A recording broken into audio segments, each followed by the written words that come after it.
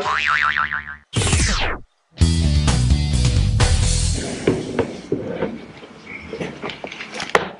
is Pesach Sheni, so we'll speak a little bit about Pesach Sheni. There's a Torah in Likutei Halachot in Choshen Mishpat, the first chelek. It says, "V'zeh Pesach Sheni." Shemitzvah, I should translate into English. Yes. Shemitzvah zu lo nitna al yedei Moshe ad sheshalu atmeim lama nigara. This mitzvah wasn't given until the people asked. There's 613 mitzvahs in the Torah, and it was just a few of them that they were fixed, these mitzvahs, because of the hisorus of the people, that they wanted so much to what's happening here. It's very interesting, the whole story. So I was starting to talk about it. We're starting to talk about it on Shabbos, and my wife asked a few questions, and I realized I didn't really know what was really happening here. Which Pesach? The people were tamei. There were two reasons why they weren't able to bring the korban Pesach in its time. One reason was because they were tamei meit, and the other reason was because they were rechoka. They were far away. So, which Pesach are we talking about? Does anybody know? Which Pesach? What does it mean, rechoka? Rechoka from what? So the Pashtus is rechoka from the Beis Hamikdash. We can't be talking about the first Pesach, because the first Pesach was in Mitzrayim. They brought the korban Pesach. They tied the sheep they tied the sheep onto the bedposts, and it was there for 4 days. And it was all everything was in Egypt. So there was no Beis Hamikdash in Egypt. There was no Mishkan, no Beis Hamikdash. The ones that were getting Atzmos Yosef. So, Kena, but okay. So Tamei Mes. There's also another question about that. There's two reasons actually. There's in the Gemara in Sukkot. All this I was mevarer just yesterday, on Shabbos and last night, because I didn't know the answers to all the questions myself. I was going over with my wife. So it says there's a Gemara in Sukkah that speaks that because they were those who were osek with the atzamot of Yosef, with the bones of Yosef. That's again a question in a certain way, because we hold that the Tzaddik, especially a Tzaddik like Yosef, was for precared, the opposite. He wasn't mitameh, he's mitaer. They said there's only a few places that Kohanim can go to. One of them is matzah machpelah, and another place is Miron. And they say that the Miron, because they were big mekubalim that built the building of Miron in such a way that it was what is it called, tefach, it's halal tefach. Mm-hmm. It's a special way that it covers over so that there's no, even though Rabbi Shimon would say would be not mitamei anyway, but b'chol it's built in such a way. Matzah machpelah, kever Rachel. And what's the fourth place? I said Kever Rachel, Matzah machpelah, Rabbi Shimon by Yochai, B'miron, and I think Yosef Tzaddik. I think. So if Yosef Tzaddik is not mitamei, so what are they being tamei? They were carrying his. But anyway, that's another question. I don't have the answer to it. Huh? There was a big percentage of Jews that died in Mitzrayim. They buried them there. A lot of people were burying them. So that's not talking about that. That's not talking about the Atzamot Yosef. Okay, but the ones who are saying it's Atzamot Yosef, so why is he mitamei? That's another question that I have personally. What about the other brothers? No. Which brothers? Yosef's brothers. No, they didn't. They didn't care. They actually, most of them were brought up, but they weren't. But they were not. That's what the Gemara is talking about here.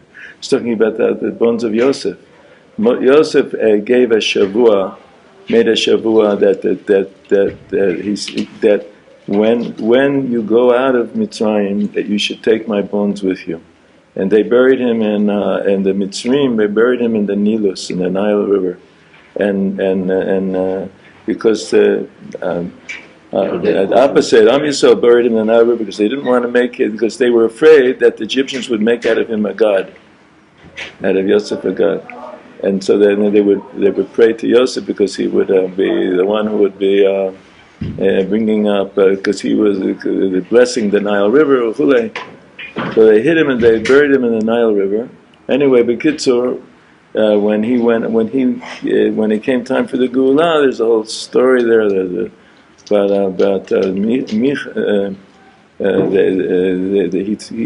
they said Alei Shor, and they wrote it on a tas, on a golden plaque, and they put it in the Nile River, and then the Yosef came up out of the Nile River. Moshe Rabbeinu came. So what happened with the plaque? So Micha, there's a few different girsas, but one of the girsas is that Micha, who made Pesel Micha, he went down. I don't know, he went scuba diving. I don't know how he did it exactly, but he jumped. Whatever it is, he retrieved this plaque that said Alei Shor, and he made out of it a kishuf at the time of the Egel HaZahav. And Alei Shor, because Alei Shor, Yosef was Shor. He's from the Shevet of the what do you call it? Shor as a bull. Okay, and so they said that Yosef. So Alei Shor meant that so he made it a kishuf with, and also the Shem of Mefurash on it. And he added this a kishuf, and it came out a living. The Egel HaZahav wasn't just a piece of gold. It was living. It ate grass and everything. It was like anyway, Kitzur, was very sameach inyan. But whatever it is, so we have a lot of questions about what happened over there. But however it was, it's certainly not talking about the first korban Pesach. So when was there another korban Pesach? So the Chumash says when it was. It was the second year. In the second year, they brought a korban Pesach in the Midbar, and there was already the Mishkan, because the Mishkan was inaugurated on Rosh Chodesh Nisan.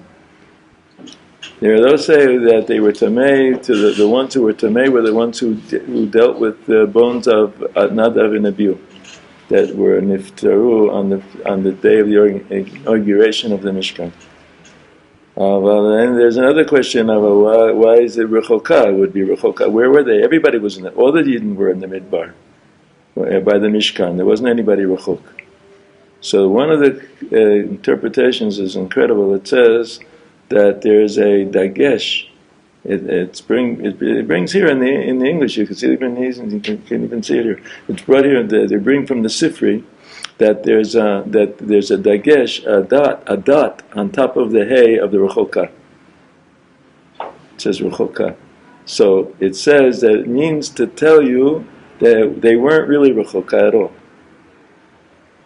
For the way the Reb Nosson is speaking about it, it comes out very good, because it's going. This whole Torah in the Likutei Halachot is based on a Torah in the Likutei Moharan, which speaks about Aye Makom Kvodo. Aye Makom Kvodo, and the Torah that Rabbi Rabbeinu is speaking there is about two aspects. One aspect is, even if you are the biggest tzaddik and you learn Yomam B'Layla and you shmir Einayim and you're guarding your eyes and you're doing everything right, still you didn't even begin yet. And the second aspect is, God forbid, if you fell to the nethermost depths in your mamish in the Bowery, or you're on the Lower East Side, who knows where you are, you fall into the San Francisco, and you're, it's like the end, like there's no hope. wherever you are, there's still Rabbeinu Shalom is there. God is there in every place. God, you can find God everywhere. So so it's saying lo rechoka. Why can't we bring the korban pesach? We're rechoka. The Sifri is saying you're not really rechok. Where are you? So where are you? There's a whole diun in the Gemara that says that if you're 15 a meal outside of Yerushalayim, that's called rechoka. They say that that's a place called Shoresh. That's like 15 meal. That's Shoresh. If it's just a little past Telstone. Anyway, and that would be in a whole circumference all around. So, but there's another opinion that says rechoka is you're just outside of the Beis Hamikdash. You're right on the doorstep. You're so close. But you're right. You're so close, but you're in a place where you can't bring the korban. You can't sacrifice the korban in that place, and that's where you are. You're standing there, right on the edge. No.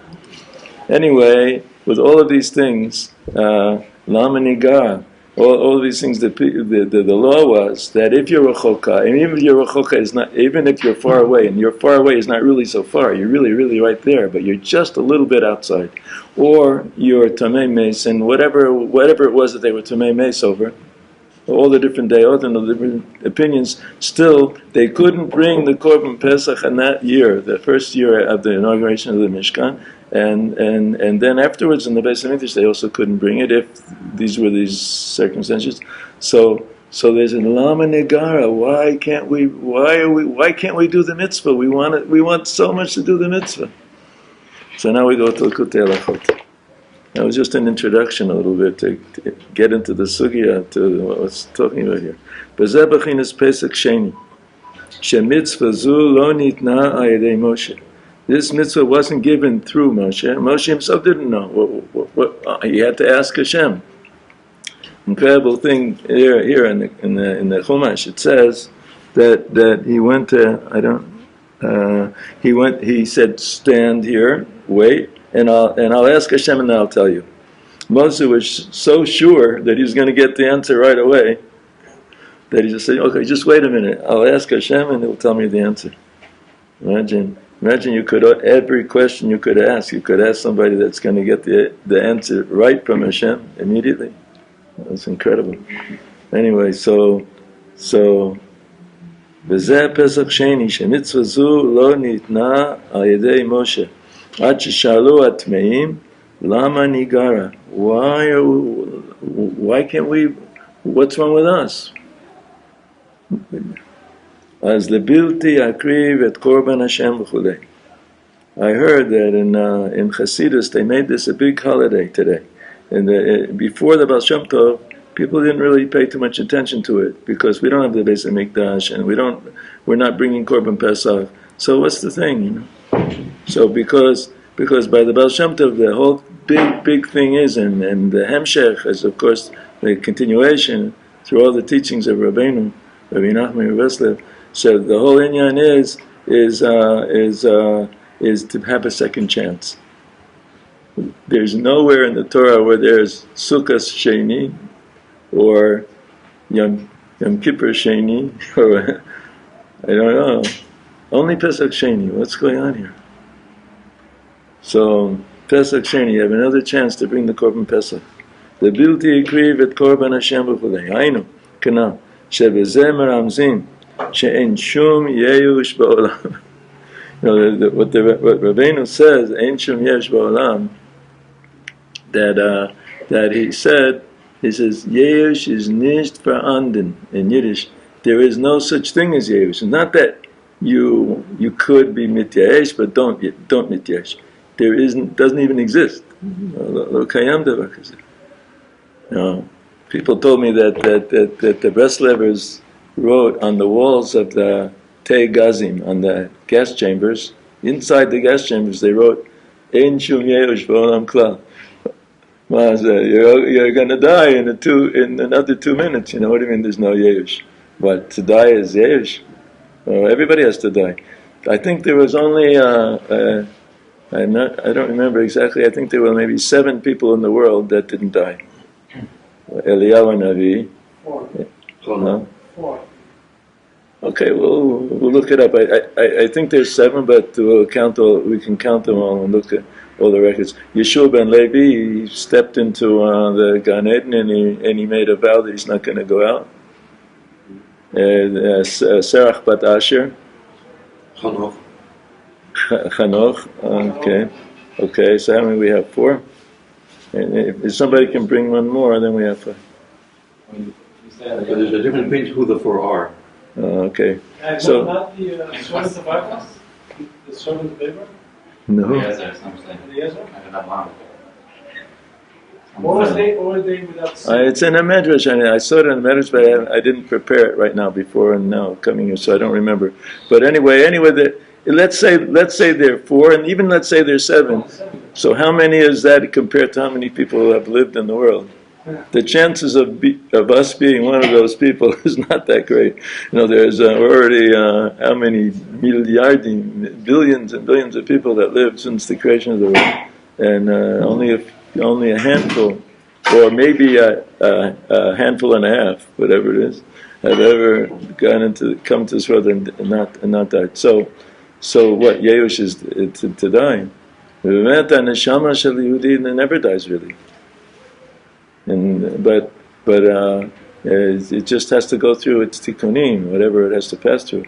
But so you're going into the gas chamber. So Shema Yisrael, Hashem Elokeinu, Hashem Echad. The boss is on. I don't remember if it was Bergen-Belsen or Auschwitz, but when the Allied forces entered, they opened gas chambers. The Germans ran away before they turned on the gas. The people who were there got out alive. There were incredible The door miracles. was locked, and the Germans ran away. Yeah. So when the Allies go, they freed the camp. They opened up the thing, and people came running out or scrambling, dragged out, and they were alive, more or less. There was an incredible story about one of the Admorim. He was one of the Zikanim of the Admorim, the older of the Admorim that was in the time of the Holocaust. I don't remember his name right now, but I remember maybe for the next year. I'll look it up. But anyway, he was a big tzaddik. He was already an older person, and he lived afterwards to be maybe about 100. He went afterwards after the war. He went to America, and so he was the Nazis made the Jews dig a big ditch, and it was going to be kever achim. It was going to be a grave for all the people, and they dug the big ditch, and it was very wide. And they said, okay, anybody who can jump over the ditch can live. Yeah, but it was impossible to jump over. So they were all on the edge. They were standing on the edge, all the Jews that were there, and this Rebbe, he did, I don't know, the kavanot of the Baal Shem Tov or the Rashash, or just he prayed with all of his heart. Whatever it was, he jumped and he got to the other side. So there was a young boy there that was a young man, whatever, was standing next to him, and he was like Chiloni. He was like non-religious, so to speak. So he was standing there next to him, and when they came to the other side, the Rebbe looked over and he saw he's also standing there next to him. He also jumped and made it over. So the young man asked the Rebbe, "How did you do it?" He said, "How did I do it?" He said, I was Tului. I depended upon the zchut of my avot, of my father who was a big tzaddik, and my grandfather, and all the, and all these big tzaddikim, and on their zchut I made it, on their merit I made it to the other side. And then the Rebbe turned to him and said, "But how did you do it?" So he said, "I held on to you." No. Ein shum yesh b'olam klal. No. Rabbi Erland always says that in Chilonim b'Yisrael, there's no such thing as a Chilonim. That doesn't exist. When it comes down to the Pinta Layid, the point of Jewishness that is in every Jew, so it's just a little bit covered over. There's Torah Tet and Chelik Sheni of Likutei Moharan that the Rebbe says there that there's just a little dust on the neshama. You just have to just fleck off the dust, and then it'll be revealed the gadlut of the greatness of a Jew. As Zeh Omer kan, ki efilu ein shum yesh.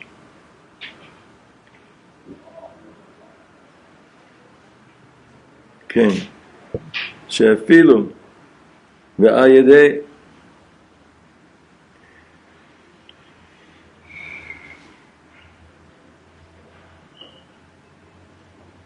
כי אפילו מישהו טמא או בדרך רחוקה מאוד מהשם יתברך ואינו יכול להקריב את קורבן השם במועדו, and he can't bring the korban of God in its time, שאינו זוכה לעבוד עבודתו תמיד, he doesn't merit to serve God all the time, כסדר במועדו, in the right time, in the right place, ובזמנו, כראוי, properly, לאיש ישראל, as a Jew should.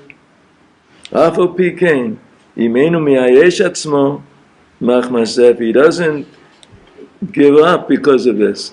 You could see, everybody says, like Rabbi Nachman said, that, if a person sees before him, the whole day before him, what he has to do, what is required to do, so he won't even get out of bed.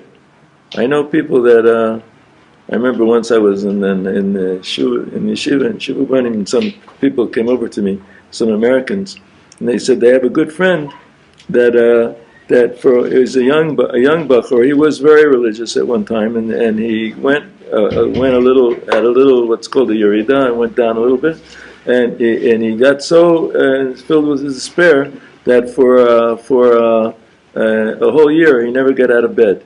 I'm sure he, maybe went to the bathroom or whatever, but basically he just camped out in bed for a whole year because he couldn't figure out what he could do. So when a person sees the whole day before him, he can't. It's so great what is required to do that he can't do it. And even you see the whole tefillah before you, praying from the beginning of tefillah, from the Matovu Alecha Yaakov, Mishkanesecha Yisrael, v'chulei, Ad Aleinu. As it's so much, you just get dizzy and you just don't even want to do it. So what does Rabbi Nachman say? Rabbeinu says that just today I don't have strength to do the whole prayer. I'm just gonna do korbanot. I'll do korbanot. That's it. See, korbanot's not so hard. You can just do that. When you finish the korbanot, then you can say, well, okay, so I did that. Maybe I can just do psukei de zimra. I'll just do that with all my heart. And then the person can go on and on. But if you see too much before you, you get dizzy. A person, they grabbed me here. I don't know how I got here, really. I have no idea. They made a good catch. So, okay. As Afal Pikain, im einu miyayesh atzmo machmatzev. He doesn't give up because of this. Ba'olech el tzaddik ha'emet. He goes to the true tzaddik. This is a very, very big inyan. What is a tzaddik? That tzaddik is not emet. Okay, he's a faker.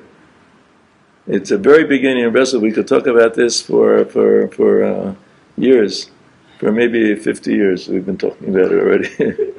What is the tzaddik emet, and who? What's the difference between the tzaddik emet and a regular tzaddik? Because if we're not talking about false tzaddikim, so we're talking about really true tzaddikim.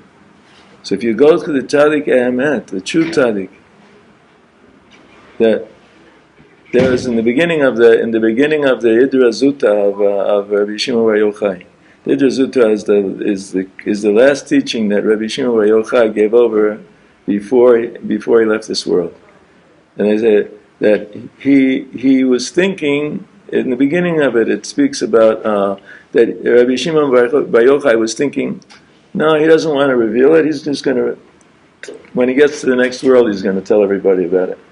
Because he had this great, incredible teaching. No, the greatness of Rabbi Shimon Bar Yochai is so incredible. It's written a few places in the Zohar that Eliyahu Navi comes to Rabbi Shimon Bar Yochai and he calls him Rebbe. Eliyahu Navi calls Rabbi Shimon Bar Yochai Rebbe. Anyway, so in the beginning of the Idra Zutra, it speaks there about that Rabbi Shimon decided, no, I want to come to this world. I want to reveal all the secrets, what I can, what I know. I want to reveal them all in this world, that I can come to the next world b'li shum busha, without any embarrassment. And so he decided that he's going to give over this teaching, and it was one of incredible teachings. In the very beginning, he speaks about the Sifrei Kadmoi. He said, what the Sifrei Kadmoi said, he said, I don't want to say it, but I don't want to embarrass anybody, but it's really not true what they said. And he said, I knew this all along, but now it's the last day before I'm leaving this world. I want everybody to know that's not true. What was the Sifrei Kadmoi? Since you came in here, we can talk about it. So the Sifrei Kadmoi, they were saying that Olam HaNikudim is also one of the worlds. It also exists, and it's also in the seder of the in the order of all the worlds. What was Olam HaNikudim? Olam HaNikudim was the world that there was called, what we call Shirat HaKelim, the breaking of the vessels. He said, no, it's not the breaking of the vessels, it was also a real world, it still exists now, and everything is, no, it's just another one of the worlds. Rabbi Shimon Bar Yochai says, no, you have to know that there was a breaking of the vessels. And all that we came to this world now is to fix it. And the fixing was fixed by that now everything is Zachar ben Nekeva. Be'etzem, Ma'u ben, everything is Ma'u ben. There's Zachar ben Nekeva. That every single thing has within it Zachar ben Nekeva. And even a Nekeva is Zachar ben Nekeva, and even a Zachar is Zachar ben Nekeva. I have to explain this a little bit, but I think I'll leave maybe the next year because it'd take too long. But anyway, the idea is that if it wouldn't, if there's Ma'u ben, Ma is the Zachar. Shem Ma, which is Shem Avaye b'milui Alfim. Yud Kei Vav Kei b'milui Alfim, it comes out to be Shem Ma. It's Gematria 45. Huh? 45, Gematria 45. And Shem Ben is Nekeva, and the Ashkenazim say Shem Ban because they don't want it to be confused with Ben, which is Ben, boy. But they say Shem. They say, but I learned the Kabbalah with Sfardim, so we're not afraid of it. We say Shem Ben, and it really is Nekeva. Ben is Bat. Anyway, Ben is Bat is Nekeva again. Anyway, the idea is that if there would be only just but everything since the world of Tikkun, everything has both Zachar and Nekeva within it. But how does it happen? Shem Ma is made out of Ma'u ben de Ma. Ma and Ben of Ma. And Shem Ben is Ma'u ben de Ben. Okay. And anybody who's married knows that if there wouldn't be some part of a nekeva in the man and in some part of a zachar in the isha, they would never be able to understand each other ever because their mochin are completely different. Their minds are completely different. And anybody who is not married, so Be'ez Hashem, they should get married and they should know it. So the idea is here that Rabbi Shimon came and he said, you have to get things straight.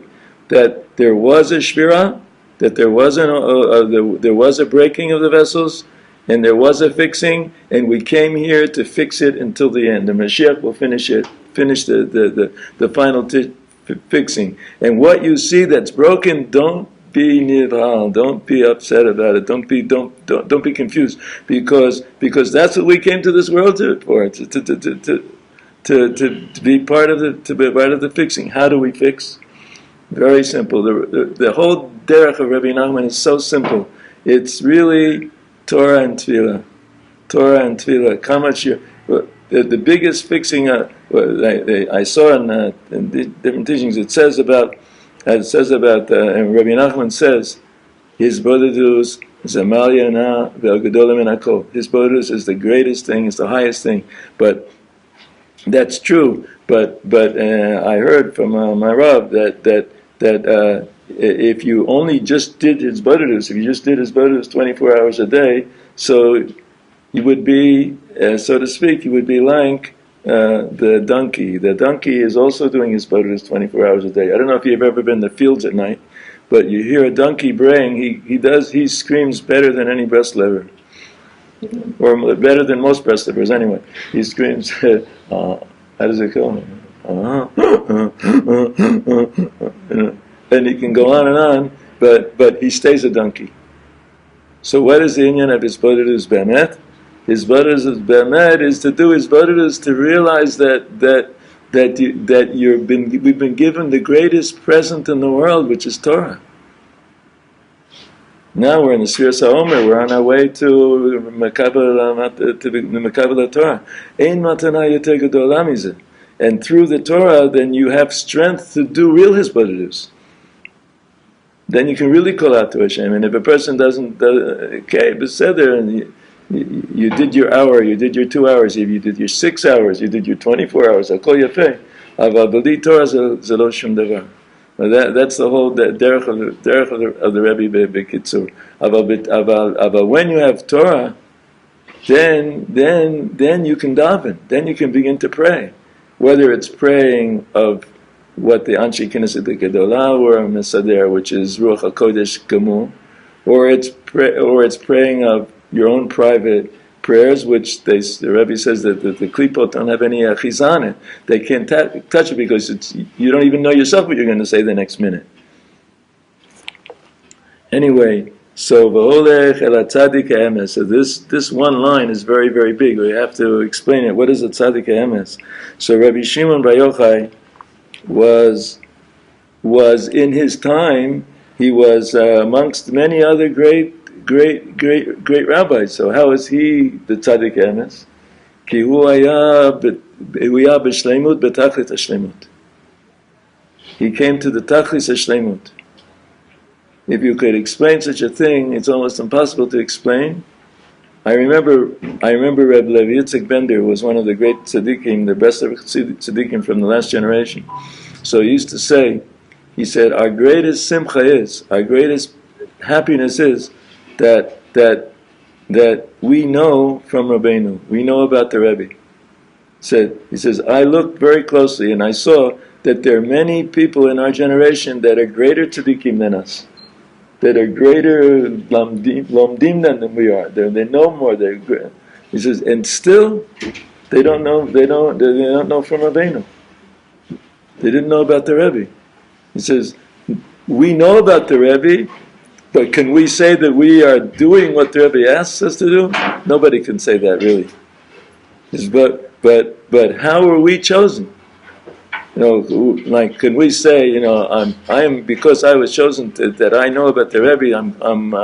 Does that mean that I'm already greater than somebody that doesn't know about him? It's not that I'm greater than him, but I'm given the privilege. I'm given the privilege to be able to work with this true tzaddik. So we can't go into it in detail now because it's just too great and too awesome.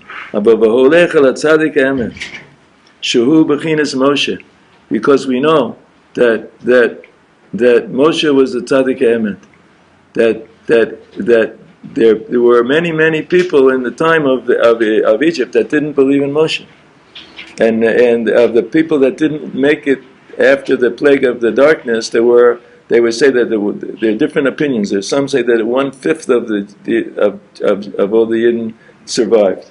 There's another opinion that says 1 out of 100 out of 500. There's another opinion that says echad me'shishim ribo. if it comes out to be Echad Me'Shishim Ribo, 1 out of 600,000, it comes out that in Eretz Goshen there were 360 billion Jews. It's staggering, a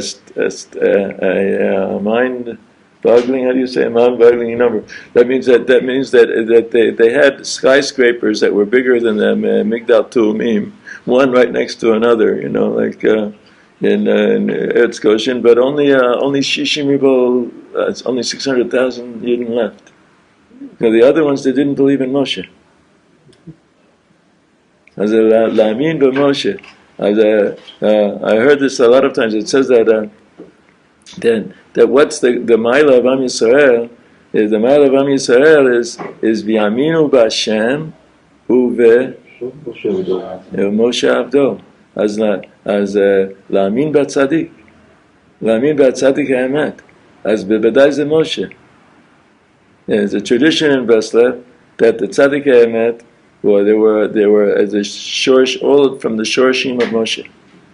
That it was Moshe, in Kochvei Or it says Moshe, Rabbi Shimon Yochai, Rabbeinu Ari HaKadosh, Abal Shem Tov, Rabbi Nachman in Breslev. Aval Reb Nosson in Likutei Halachot, in most of the places, except for this is one of the rare occasions, and because of this, I'm forced to try to explain it a little bit. In most of the places, he says Tzaddikim Emitim. Tzaddikim? Tzaddikim Emitim.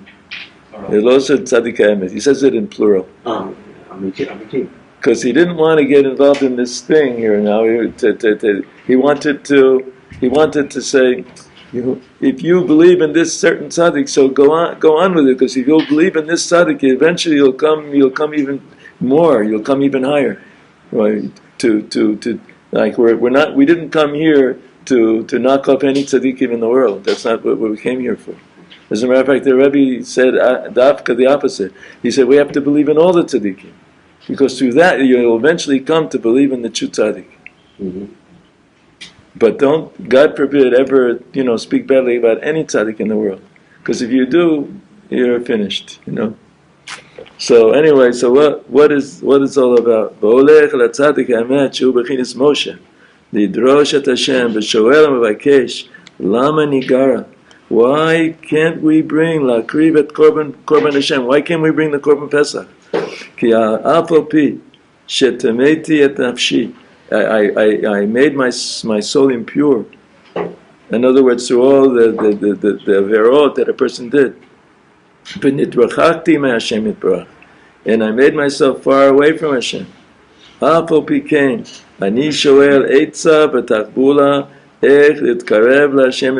can I come to God? So what does Moshe say to him? Pesach Sheni, you have another chance. Yeah, you have another chance. You have another month to bring it.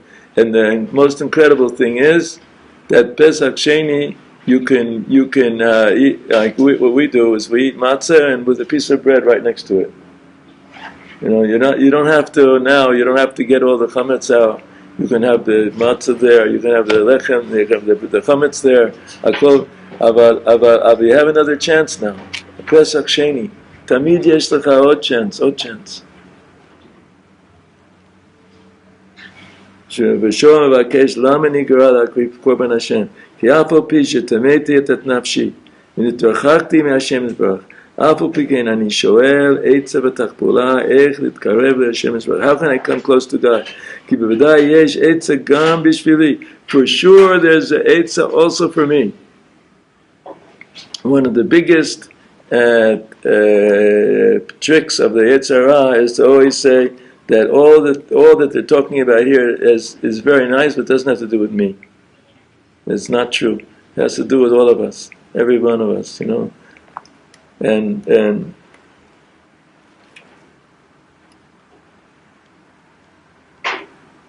איך להתקרב להשם יתברך, ואף על פי שהייתי טמא ובדרך רחוקה מהשם יתברך, ואזי השם יתברך מלא רחמים עליו, וזוכה על ידי זה לתכליס העלייה, וזוכה על ידי זה להוסיף parsha b'Torah. And not only that, he also merited to add another parsha in the Torah.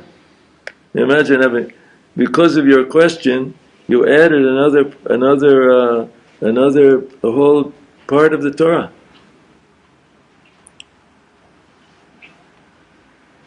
כי על ידי שמבקשים ומחפשים איה מקום כבודו, שעל ידי זה זוכה לבחינס איה, שהוא תכליס עלייה קנה.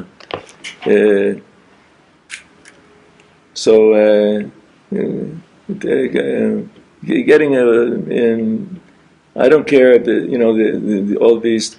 Nobody's going to look at this anyway except for us, so it doesn't really matter. People get nervous about all these machines, but I always say that the chances of anybody ever looking at it are very slim anyway. And in the meantime, we're here. So I want to tell you a little story. How much time do we have? As much as you want. As much as you want. Much as I want. I'm ready to go until tomorrow. It's at 1:10, 1:15. Okay. So I just want to give you just a little backdrop. The truth is that myself and my wife we became mekurab to Yiddishkeit. In Lemaise, in San Francisco itself, which is really derech ocholka, b'makom tamei, b'zakol hamakom ha'mod b'yachad. But Shlomo Carlebach said most of the world considers him to be like. Today it's changed a lot, but in most of the frum world, he was like pretty much ostracized. But Afu Pikein, nevertheless, when we met him, we saw that there is God in the world. And what we saw was through the songs and the stories and the teachings, and the main teachings that Shlomo spoke about in those days, which was in 1965, was about somebody that was called. He used to call him the Heilige Rabbi Nachman of Breslov, and he would give over all these teachings. And I said, I gotta meet this. Who is it? And they no, I have to meet people who are real Talmidim of Rabbi Nachman. And anyway, so Shlomo made up a song, and the song, I didn't bring my guitar here because it's a Sfiras Omer, and I have one. You have a guitar here? Yeah. So You have practice. no, I there's a psak is in tune. If it's in tune, I can play it. If it's not, it'll take me too long to tune.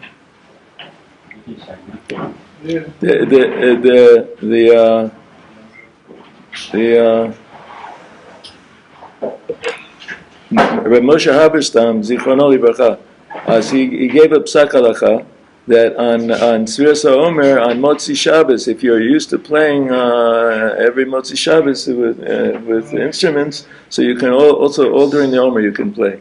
So I'm makpid every Motzi Shabbos to play instruments. Not a good guitar. Not good. Okay, so we'll do it without a guitar. The next time we'll use it. The next time will be already after Lag BaOmer. We can use guitars. So, but anyway, I'll sing. I can sing the song without a guitar. You don't have to have a guitar to sing. So. Shabbos is a ochacha for that. We don't play instruments on Shabbos. So Shlomo made up an incredible song. But 2 weeks ago, on Shabbos, we had guests in our house that were Israelis that didn't know any English, but they knew Shlomo's songs. So there was a song that Shlomo made up, and it was and the words are in English, but he didn't know the words. He thought that it was. I'll tell you how it goes, and then we can do it together. It says the song in English. It goes like, Lord, get me high, get me high, get me high. Lord, get me higher and higher. Lord, get me high, get me high, get me high. Higher and higher and higher. Lord, get me high, higher and higher, that I know there's one God and no other. Lord, get me high, get me high, get me high, that I know that we all are brothers. That's the song in English, more or less. There's a few other things you can add. Today they sing it on a bekoach. On Shabbos they sing, but this person didn't know English, and he was singing. He started singing, aye, aye, aye, because he thought higher was aye. Because it's, why am I singing it now? Because it's connected to our Torah here. And Torah and the Kuti Moran, aye makom kvodo. Torah Yud Beit and Chelik Sheni of the Kuti Moran. Aye, aye, aye, aye, mekom kevodo. Aye, aye, aye, aye, mekom kevodo. Aye, aye,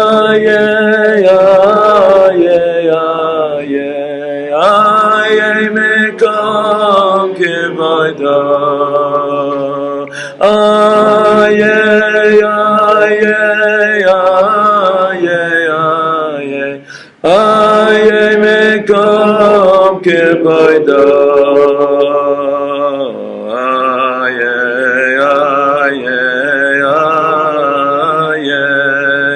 aye, mekom kevodo. Aye,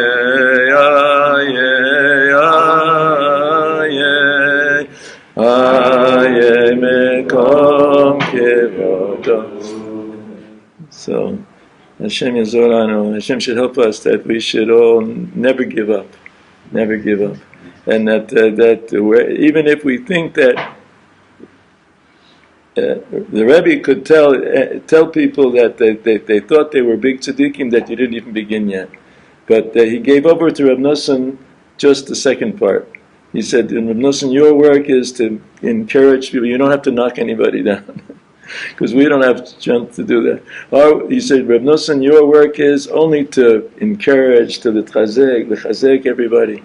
Hashem Yazor, that we should, wherever we go, we should be b'zoche to mechazek, we give strength to people wherever we are. And if, God forbid, we fall from whatever we fall from, that we know that we always have a second chance. So, there's the shit.